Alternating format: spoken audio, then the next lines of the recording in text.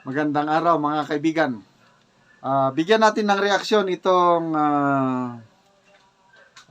video, balita ng ABS-CBN News. Ang title, CIDG Chief Files Inciting to Sedition Case versus Duterte Overkill Senator's Remark. So, according to this news ng ABS-CBN, pinasakaan na ng reklamo ni General Torre si dating Pangulong Rodrigo Roa Duterte dahil sa kanyang remarks na kunuhay, mugurgur siya ng 15 senators. So, pakinggan natin ang balita. Tatlong final namin case, ha? I also submitted for DC-20 the case of Rodrigo Roa Duterte. Okay. Sa kanya mga statements doon sa last rally.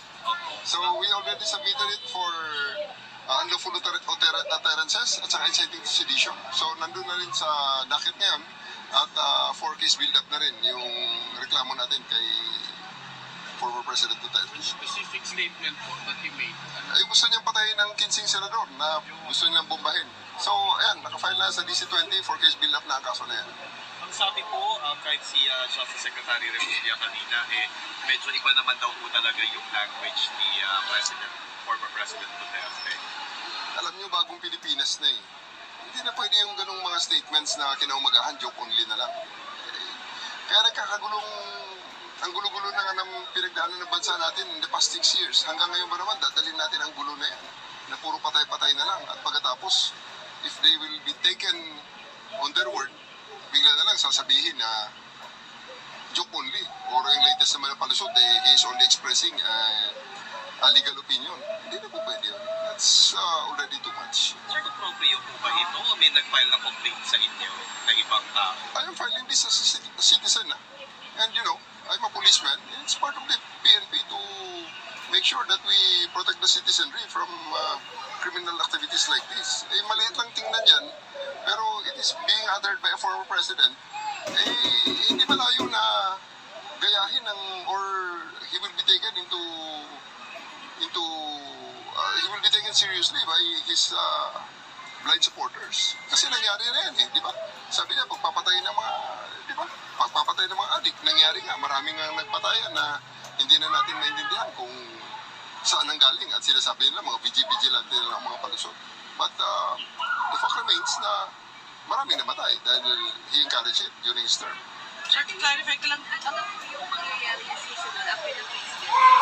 We'll be filing it for, pag natapos ang case build-up, it will be filed for preliminary investigation and formally, he will be given a copy of the complaint na inakyat so that he can have his counter affidavit on the case. Sir, clarify ko lang, you are filing as your personal as CIDG. I am filing it as both as CIDG chief and as a Filipino, as a policeman. Because anybody can file that. So, hindi ko naman hihintayin kung sino pa. Para anong nandito tayo sa PNP at nag-CIDG pa tayo, kung hindi natin pangunahan na ibang mga kababayan natin na tahimik lang sa sidelines, pero talagang galit din naman, hindi naman accepted sa lahat ng tao ang kanyang ginawa. Sir, ano po ba? Kinonsult niyo yung higher officer sa PNP before making this move po? Well, I told my bosses that I'm filing the case. And, meron naman tayong latitude para mag-decide on our own on this level.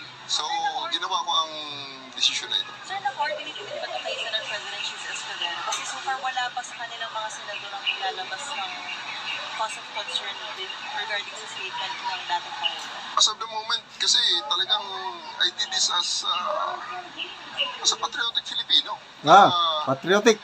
Nandito tayo, premier tayo ng law enforcement at kami ang nandito na dapat nagpapatubad ng batas. At kitang-kita sa harap namin, sa harap nating lahat, na ang batas ay nilalapastangan. So, we deem it necessary to file the case. Under the guidance of the Chief PNP. Would you suggest, sir, na yung mga senators who filed a complaint themselves, kasi sila rin naman yung directly will be endangered because of this? Depende na sa kanilang appreciation ang situation.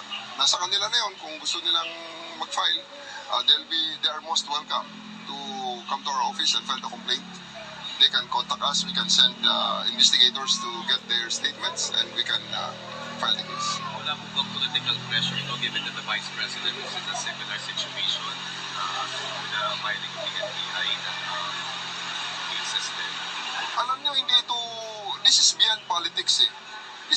politics. Huwag niyo isipin na ito ay politika at ako'y ginagawa to para kilingan ang politika. Wala kaming politika dyan. Ang nakalagay dun sa statement ay maliwanag na enumeration ng mga violation of laws na nakasulat sa ating mga batas. Hindi po pwedeng lapastanganin lang yun ng ganun-ganun na lang. Lalo na ng isang tao na palaging nasa limelight at palaging nagbibigay ng kung ano-anong mga assurances na at the end of the day, pag nangyari nga, ay bigla na lang iiwanan ang kanyang mga pinangakuan. Sir, for grave threats, Sa ngayon, ang sa amin is unlawful utterances. Nasa case build-up ngayon yan, kung gustong dagdagan ng DOJ ang kanilang mga nakikitang mga kaso. May walang sedition, sir. Unlawful At meron kaming, may pinafinal ako, inciting to sedition. That's inciting to sedition naman talaga ang kanyang ginawa. Inciting to sedition at unlawful utterances. Yes. so pwede makakita kaya sir ng papel na pinasir po? Nilagay namin muna sa docket at I'll give you the update pag nabigyan ako ng copy. Thank you, sir. Okay, so yun sinimulan na yung case build up, inciting to sedition at ano yung isa, unlawful utterance. Anyway, trabaho ng pulis yan, trabaho ni General Torre, okay lang. To me, walang problema. Kung si Tatay Digong pa ngayon, bring it on. Bring it on. Kayang-kaya nilang lusutan yan. Pati yung mga sinampang kaso ni BP Sara, ano ba yung grave threat, sedition, ganon din eh. Nagsalita na nga si Secretary Juan Poncinrilli, wala daw kaso. Anyway, may tiwala tayo sa ating justice system at relax lang po tayo yung mga ganyan. Sa tingin ko, lalong mapapamahal sa taong bayan si PRRD itong mga ganitong gagawin nila. Okay, mga kaibigan, salamat sa inyong palaging panunood sa ating channel. Ang ating income sa channel na ito is ginagamit nating pagtulong sa tribong Talandig sa Bukidnon. Namimigay tayo ng libreng yero at pako sa tribo para makapagpatayo sila ng bagong bahay or ma-repair nila ang kanilang sira-sirang bahay. Namimigay din tayo ng solar lights dahil karamihan sa kanila walang connection sa kuryente at napakadilim ang kanilang tahanan paggabi. So, panoorin nyo ang video na ito. Salamat sa tulong nyo, lalo na yung hindi nyo pag-skip ng ads. Magandang hapon po sa nanonood ng video. Gusto ko pong ipakilala sa inyo. Ako po si Roselyn Lugpaw. Ako po ang inutusan ni Sir Makana sa pag-video. Pasensya lang po kayo na hindi ako magkatagalog kasi Talandig po ako, hindi ako marunong magtagalog. Og karon mo na ni ang kadtong natagan og sin kining babae. Og mo na ni ang iyang giatop. Og ako siyang doolon, og ako siyang pamutanon, bahin sa nahatag sa iyaha nga sin nga naatop na gyud niya apan wala pa nahuman ilang balay. Maayong hapon. Oo, muna ni inyong balay na atop ng inyong sin. Mo na gid ni O kadtong gihatag sa inyo Oo. So maayo na gyud nga nakaatop na. So wala pa lagi ninyo ni nahuman inyong balay, nakaatop pa mo. Nakato pa mi pero ready na namo ang mga kahoy. Oo. So giredi na ninyo ning mga kahoy. Oo. Lagi so at least nga daan nagibutang para pag taod. Padali ra ang among pagtaon. Oo, para dali ra daan nagibutang. Asa imong bana karon? Naningkamot pa ug kuha. Nagkuha pa og. Oo. Ayaw ka ulaw.